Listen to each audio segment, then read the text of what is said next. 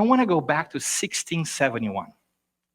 And in this particular time, I find very interesting because it was just a couple of years before, in 1666, that the Great Fire of London took place and basically wiped out 3/4 of the city of London. They need to rebuild this, and they hired a famous architect, Sir Christopher Wren, who has built more than 50 different churches in the whole of London. And he came up with grandiose plans to build St. Paul's Cathedral that stand to this day in that location. It's a beautiful place. But what I find most interesting is that as a good architect, as a good builder, he would inspect his work every so often. And the story goes that in one particular day in 1671, he went to take stock of how the cathedral was growing and it was being built. And in his way to examining the building, he found 3 different bricklayers at work. The first one seemed really frazzled and worried. So he went to talk with him and he asked him, "What are you doing?"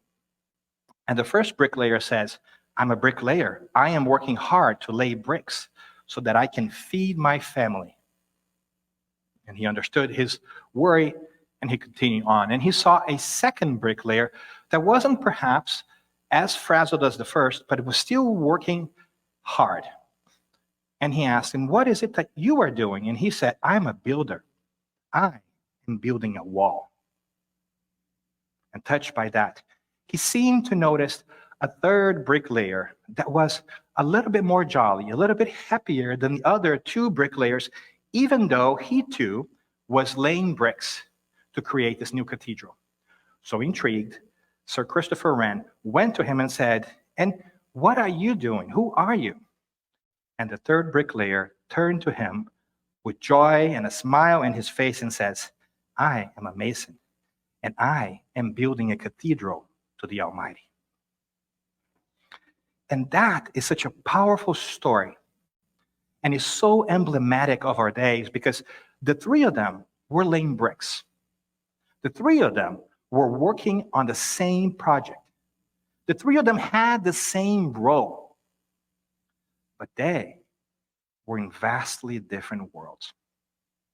Because the way that they saw their work and how they went about this dictated their whole perception of what the task was in their role in the world. And I wonder if there isn't a lesson in there for us in this time and age, as we are also trying to rebuild our work. Who are we? Are we laying bricks? Are we building walls? Or are we constructing a cathedral?